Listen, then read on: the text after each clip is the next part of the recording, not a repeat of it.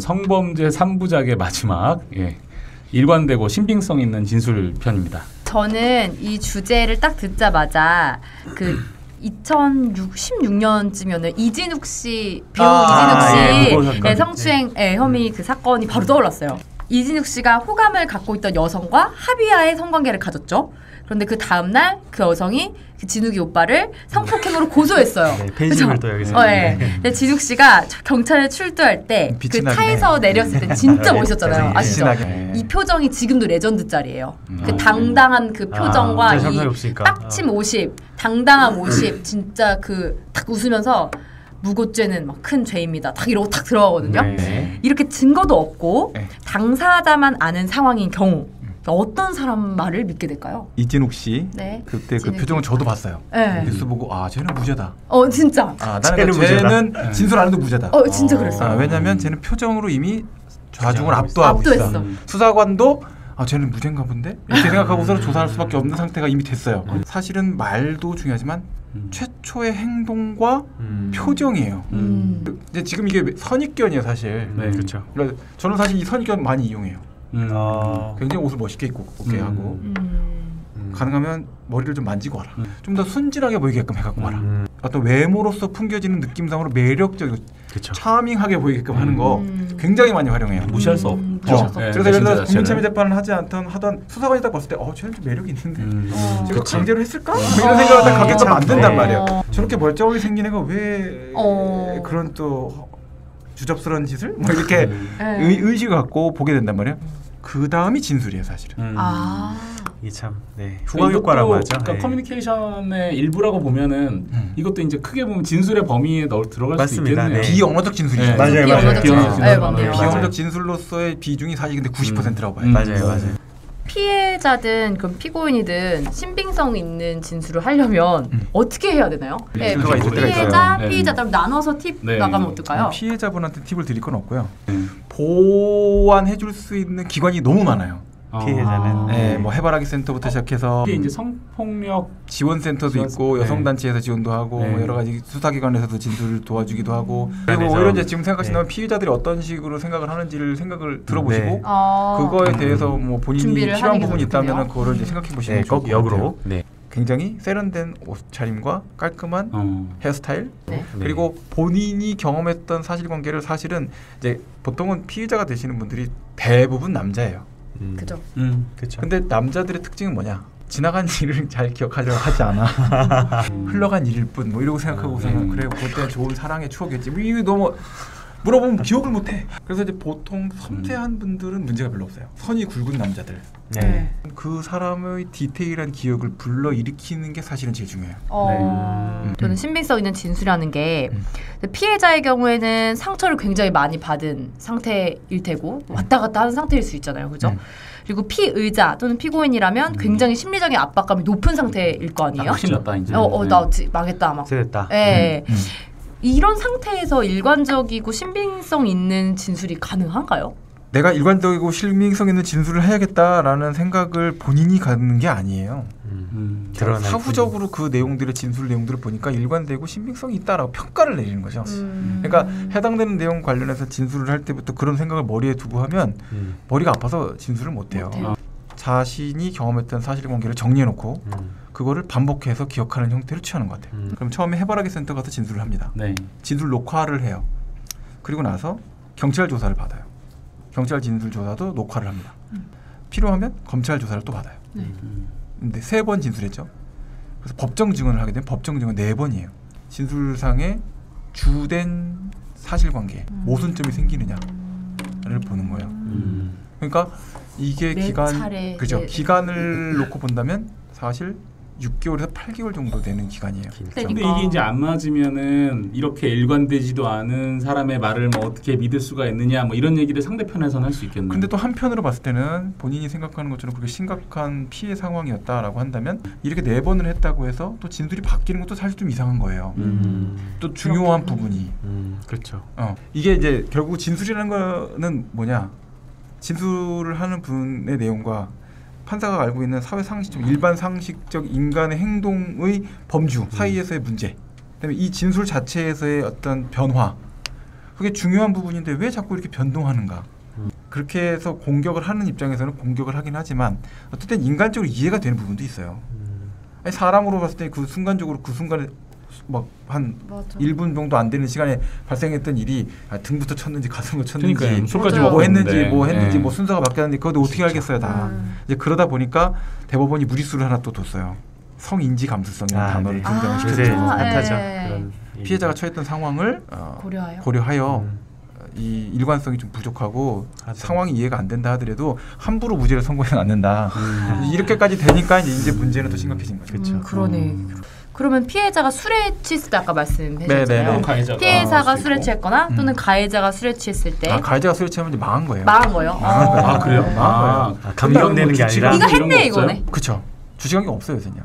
그래요. 술 먹고선 그랬다면 피해자 진술이 맞겠네? 이게 이제 기본 패턴이에요. 성범죄 사건에서는 제의를 쓰면 안 되는 거 2가지. 기억이 안 납니다. 또는 진술을 거부하겠습니다. 근데 이제 제가 아까 하려던 말이 뭐냐면 철컹철컹. 연놈 잡았다. 아무튼 저희가 느끼기에는 뉴스에는 얘가 술 먹어서 감경을 해줬네 어쩌네 하는 얘기가 많이 나오는 것 같아서 없어요. 그래서 아까 놀라신 것 같아요. 네. 술을 취하면 이 책임 능력이 낮아졌다라고 과거엔 많이 봤어요. 그래서 책임 능력 심신미약 감경을 많이 시켜줬단 말이에요. 근데 요새는 그거는 감경 사유로 쓰면 안 된다고 술은 그건 굉장히 좋은 것 같아요. 좋네요. 이거는 피해자가 술에 취했을 때 피해자의 진술. 피해자가 술에 취한 건 피해자한테 유리해요. 이제 왜냐하면 우리 형법상의 처벌 규정 중에 준이라는 게 붙은 것들이 있어요. 준 강제추행, 준 유사강간, 준 강간. 그게 뭐냐면 심신상실 상태에 있어서 한거불능 상태에 있었다. 보통 이렇게 됐을 때는 피해자의 이제 경우에는 전 그때 술에 너무 많이 취해갖고 정신이 하나도 없었어요. 모르겠어요. 깨보니까 이런 상황이었고 깨기 전에 술을 막 먹었던 기억이 나요. 그러면 처벌돼요. 근데 그거는 제가 듣기에는 불리할 것 같은데 왜냐하면은 이건 당한 사람이 입증을 해야 될 책임이라면 책임이 있잖아요. 그냥 깨고 보니 그런 것 같다라는 걸로 걸 수가 있어요. 깨고 보니 이제 성관계 한 흔적이 있어. 흔적이 있다. 근데 되게 좋아했을 수도 있잖아요. 술을 먹고. 그랬을 수 있죠. 하지만 그거는 쳐주지 않아요. 근데 그 문제가 사실은 이제 쟁점이 돼요. 한거불능 상태에 있었느냐. 필름이 끊긴 것에 불과한 거지. 당시에 너는 정상적인 의사 판단을 할 수 있었던 상태였던 거 아니냐. 정상적인 행위를 할 수 있었던 상태에 있었던 건데 네가 기억을 못 하고 있는 것뿐 아니냐. 그래서 블랙아웃이 쟁점이 돼요. 이게 이제 이럴 수가 있어요. 술이라는 거는 사람마다 술을 얼마큼 잘 마시느냐가 달라요. 주량이 다 다르거든요. 이 두 사람 진술만 갖고는 사실은 술이 둘이 취했었는지 취하지 않았는지 알 수가 없어요. 주변에 진술들이 있어야지만 확인이 가능한 문제들이 있거든요. 그래서 근데 그럼에도 불구하고 사실 조사할 때는 그런 부분들은 잘 조사가 안 되고 재판에서도 그렇게 피해자의 친구나 피고인의 친구들이 나와서 진술하는 경우는 극히 드물어요. 그러니까 둘의 진술만 갖고서는 취했다 안 취했다라는 걸 판단해야 되는데 영상 자료가 정확하지 않다고 한다면 되게 아주 불투명한 형태가 되는 거죠. 그러니까 그런 상태에서 굳이 이제 가해자 측 입장에서 술 취해서 기억 안 난다. 이거는 거의 자살행위다. 그렇죠. 이런 진술은 피해자의 진술은 선명한데 나는 기억이 안 납니다. 그럼 네가 했겠네. 이런 게 된다 이 얘기예요. 그건 자폭이에요. 그건.